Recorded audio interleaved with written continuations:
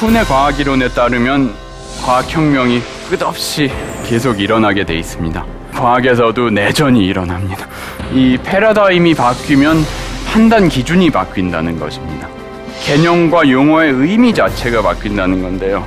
근데 그 이론이 바뀌면 그 이론의 영향을 받는 관측도 바뀐다는 겁니다. 그래서 과학이 그렇게 진보를 하는데, 그러나 그뿐이다. 쿠hn의 과학혁명 얘기를 듣고 보면 사람들이 굉장히 불안해합니다. 쿠hn의 결론을 어떻게 극복할까요? 이 사람들이.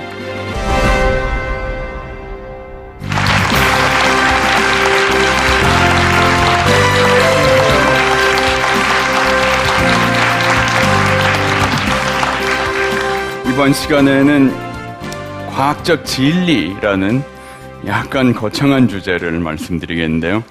복습하고 정리를 잠깐 하면서 시작하겠습니다. 이 제3강에서 말씀드린 것이 과학이란 게 아주 확실한 토대가 없이도 진보할 수 있다. 그런 거 말씀드렸고요. 그때 말한 거는 이제 지식의 일관성과 정밀성을 키우는 거라고 했지, 어떤 절대적 진리에 다가가는지 그런 얘기는 피했습니다. 또 비슷한 방식으로 이제 지식의 범위를 넓힐 수도 있겠고요. 그것도 뭐 진리를 깨닫는다든가 그런 식의 얘기는 아니었죠. 제4강에서는 과학혁명에 대한 논의를 했는데, 이 토마스 쿠hn의 결론을 소개했죠. 혁명적인 아주 큰 변화를 겪으면서도 과학은 진보를 하는데, 그거는 문제 푸는 능력이 늘어나는 거지 어떤 진리를 향해서 한 방향으로 나가는 건 아니라고 쿠hn이 주장을 했습니다. 그래서 이제 소위 도구적인 과학의 진보를 얘기하는데 그친 거죠. 거기까지가 이제 복습인데, 그렇게 얘기하면 반발하는 사람들이 많습니다. 많은 순수 과학자들, 또 다수의 과학 철학자들은 이 과학의 실제론이라는 입장을 많이 표명하는데요. 여러분들 과학 철학 공부를 조금이라도 해보신 분들은 들어보신 일 있죠. 이게 정말 과학 철학에서 가장 중요한 주제로 여겨지는 것 중에 하나입니다. 이 scientific realism이라고 영어로 그러고 그냥 짧게 리얼리즘 하기도 하고 실제론으로 번역이 됩니다. 이 실제론이라는 주장은 과학의 정말 목표는 자연에 대한 진리를 얻는 거라는 거죠. 과학이 꼭 자연현상을 잘 예측하고 실험을 해서 테스트를 해보니까 맞고 그런 정도가 아니라, 이런 경험적으로 유효한 거를 넘어서 어떤 정말 진리, 그것을 또 찾는 것이 목표이고, 현대과학은 또 그 목표를 어느 정도 달성하고 있다. 그렇게 이제 낙관적으로 보는 사람들은 보죠.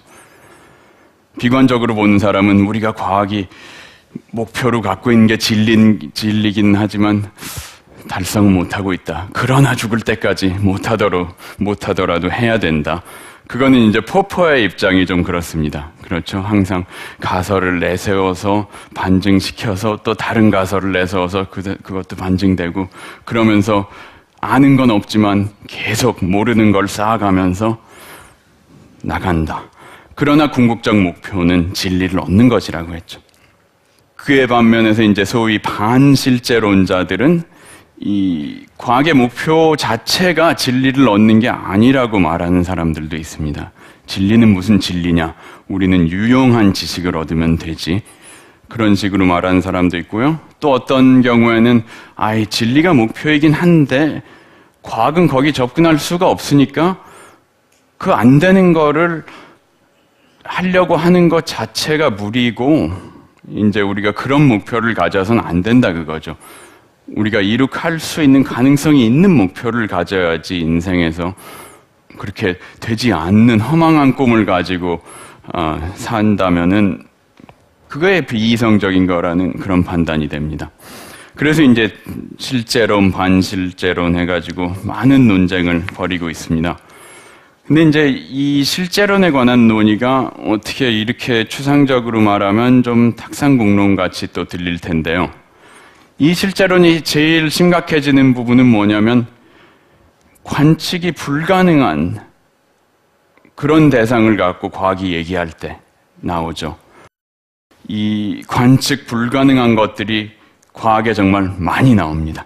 현대 과학에는 특히 좀 심하게 말하면 우리가 얘기하는 대부분의 이 과학 이론 개념들이 거의 관측 불가능한 것들이 아니겠냐. 그래서 예를 몇 가지 이제 들어드리겠습니다. 몇 가지 종류. 이제 우리가 항상 생각하는 거 있죠. 뭐 너무 작아서 안 보이는 것들이 많다. 이제 우리가 육안으로 보는 걸 생각한다면 뭐 세포도 안 보이고 박테리아 그다음부터 아무것도 안 보이게 되죠. 그러니까 뭐 소립자 그렇게까지 나가면 정말 이거는 관측이 불가능하다고 판단할 수 있고, 근데 작은 것만이 아닙니다. 너무 큰 것도 안 보이죠. 우리가 우리 은하계 볼 수 없습니다.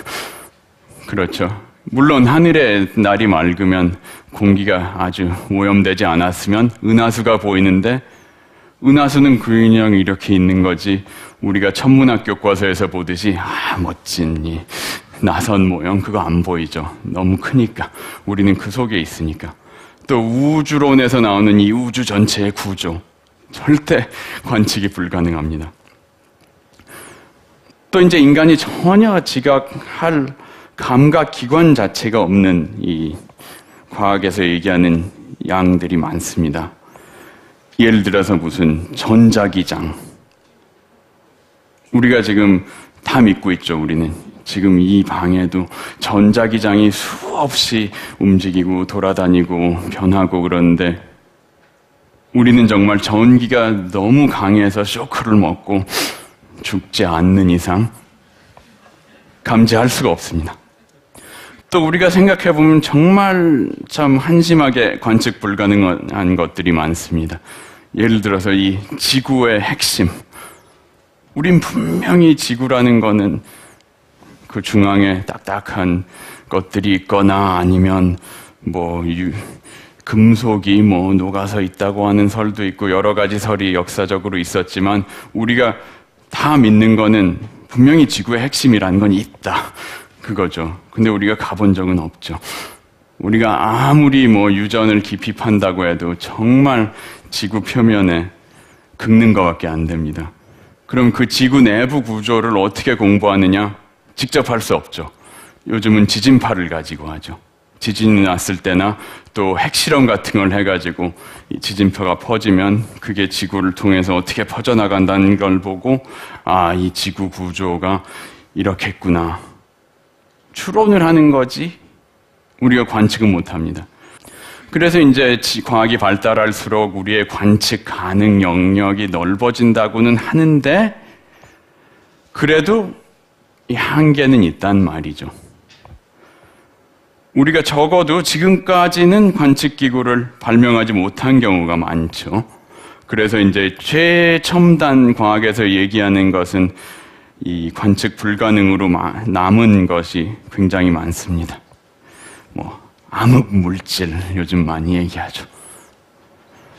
오늘이 참 이 영상 자료도 많이 보여드리고 싶고 그런데 이 관측 불가능한 거 얘기를 하려니까 보여드릴 그림이 없는 거예요.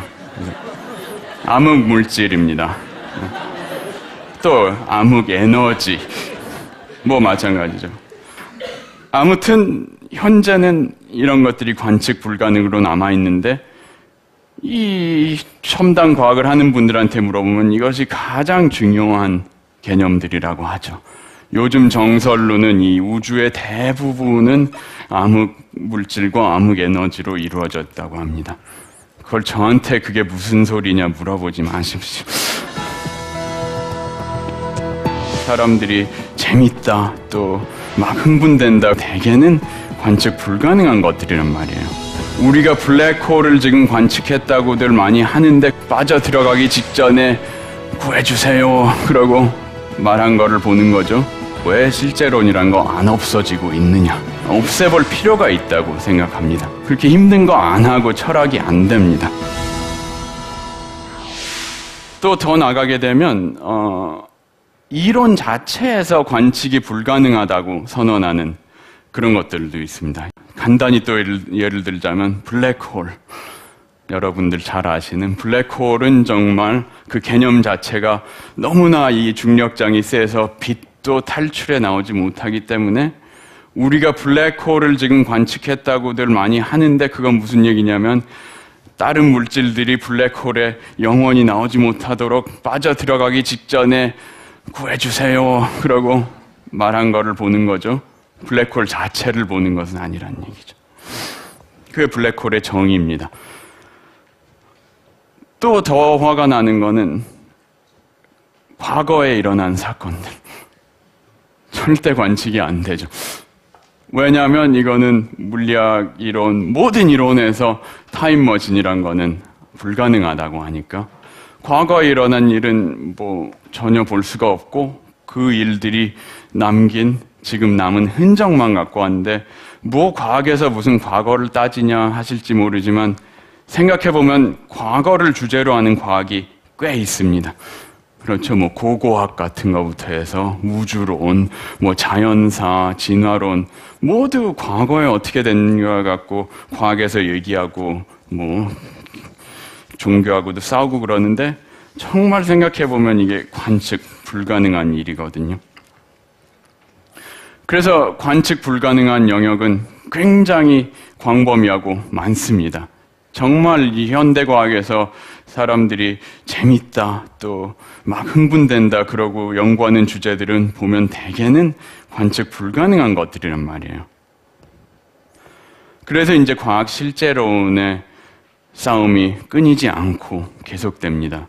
그러면 실제론자들은 이 관측 불가능한 것이라도 우리가 훌륭한 이론을 세워서 그걸 경험적으로 검증했을 때 그러면 그 이론 전체가 맞지 않겠느냐? 그 이론이 관측 안 되는 거에 대한 얘기하는 것까지 그런 입장이고 이 반실제론자들은 대개 그냥 우리 경험적으로 직접 그냥 검증할 수 있는 것만 믿고 나머지는 모른다고 하죠. 그런 입장이고요. 그래서 이 싸움이 계속 벌어지는데 관측 불가능한 거를 또 제쳐놓더라도 이 실제론 논증이 없어지는 건 아니죠. 왜냐하면 우리가 있는 기구를 갖고서 관측할 수 있는 것만 생각해도 또 2강에서 말씀드렸듯이 기구에 의존하는 것은 결국 어떤 이론적 가설에 의지하는 거라는 문제. 왜냐하면 그 기구의 작동 원칙이라는 게 이론이고 이론은 가설이기 때문이죠. 그러니까 또 그 문제가 고개를 쳐드는데 그건 무슨 얘기냐면 관측 결과란 걸 믿는 거는 그 기구 이론까지 포함된 지식 체계를 통째로 받아들이는 것이 아니냐. 그래서 그 전체성을 벗어날 수가 없는 겁니다. 그러면 실험을 해서 뭐가 입증이 된 것 같아도 다 그 통째로 받아들인 시스템 다른 부분에 문제가 있을 수 있는 거고 그렇죠. 그래서 이제 결국 우리가 이런 실험을 해서 이론을 테스트해서 검증한다는 거는 이 제3강에서 말씀드렸던 일관성의 추구밖에 안 되는 거고 그러면 또 이거 실제론자들을 만족시켜주지 못합니다. 그래서 이제 계속 싸움이 진행됩니다. 제가 여기 이제 실제론자들의 반격이라고 한번 제목을 붙여봤는데요. 지금까지 제가 한 말씀 들으면 그렇게 의문이 생기실지도 모릅니다. 그렇게 어려움이 많은데 왜 실제론이란 거 안 없어지고 있느냐?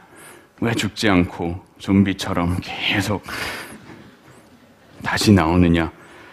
중요한 직감이 있습니다. 실제론을 받쳐주는. 뭐냐면 현대 과학이라는 게 너무 믿을 수 없을 정도로 성공적이기 때문에 이 과학 이론의 진실성이 없다면 어떻게 그렇게 성공적일 수가 있겠느냐. 이 미국의 저명한 철학자 힐러리 퍼트넘이라는 사람이 이렇게 얘기했는데요. 실제론이 아닌 철학은 과학의 성공을 기적으로 간주할 수밖에 없을 거라고. 왜냐하면 과학 이론이 정말 진실성이 없는데 그렇게 성공적이라는 건 기적이 아니겠습니까?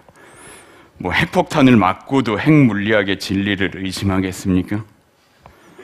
아니면 뭐 몇 메가헤르츠 주파수 맞춰서 FM 라디오 틀어놓고 아이 뭐 맥스웰하고 헤르츠의 전자기 이야기로는 옳지 않은 걸 수도 있어. 뭐 사람이 그러면 조금 찔리잖아요. 이론이 틀리는데 어떻게 그런 효과가 나오냐, 그런 직감이 있습니다. 그래서 실제론을 포기하지 못하고 있는 분들이 많은데요. 이 실제론자들은 과학이 우리한테 일관성이란 거를 넘어선 어떤 진리를 말해주길 요구하는데요.